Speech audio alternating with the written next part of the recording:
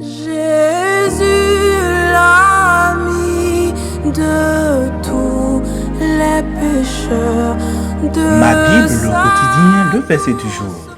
Hébreux chapitre 12, le verset 2, version Semeur, je cite. Gardons les yeux fixés sur Jésus, qui nous a ouvert le chemin de la foi et qui la porte à la perfection. Parce qu'il avait en vue la joie qui lui était réservée, il a enduré la mort sur la croix, en méprisant la honte attachée à un tel supplice, et désormais il siège à la droite du trône de Dieu. Fin de citation, glorifiez le Seigneur. Le verset du jour nous enseigne à nous concentrer sur Jésus-Christ comme notre modèle et guide, et nous souligne l'importance de la persévérance dans la foi chrétienne, même face à l'adversité ou à la persécution.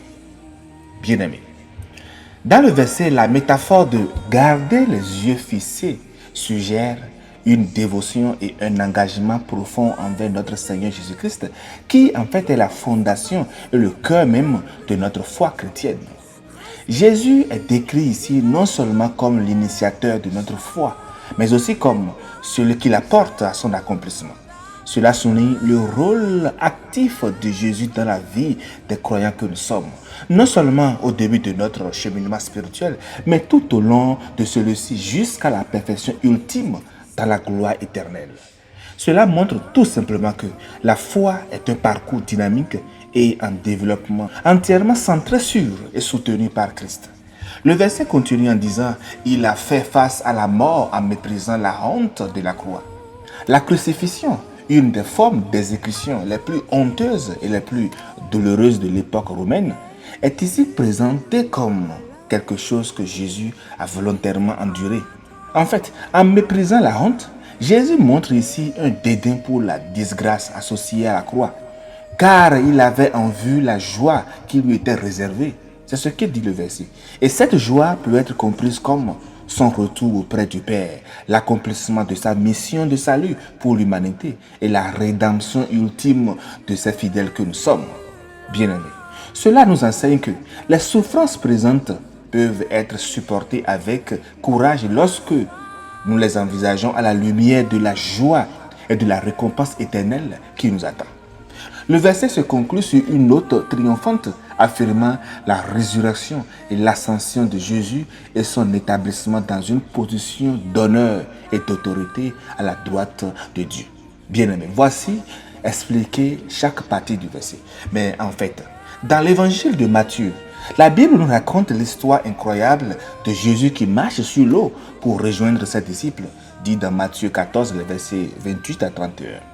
Les disciples ici se trouvaient dans une barque et luttaient péniblement contre les vagues tumultueuses sur le lac.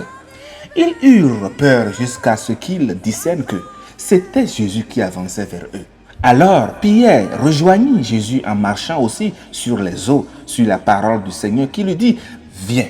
Tant que ses yeux restaient fixés sur Jésus, Pierre marchait sur l'eau.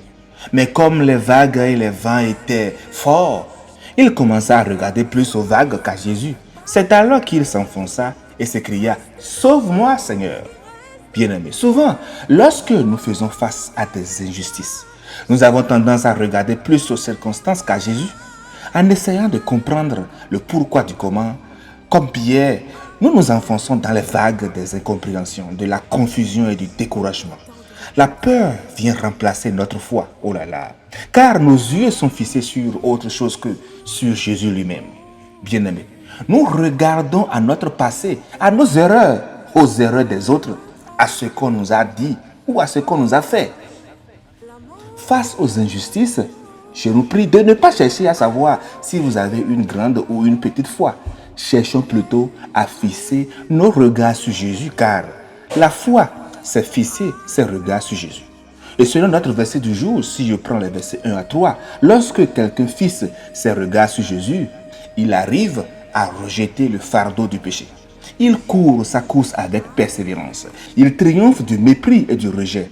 Il supporte l'opposition des autres contre lui. Il s'arme d'un courage qui ne diminue pas.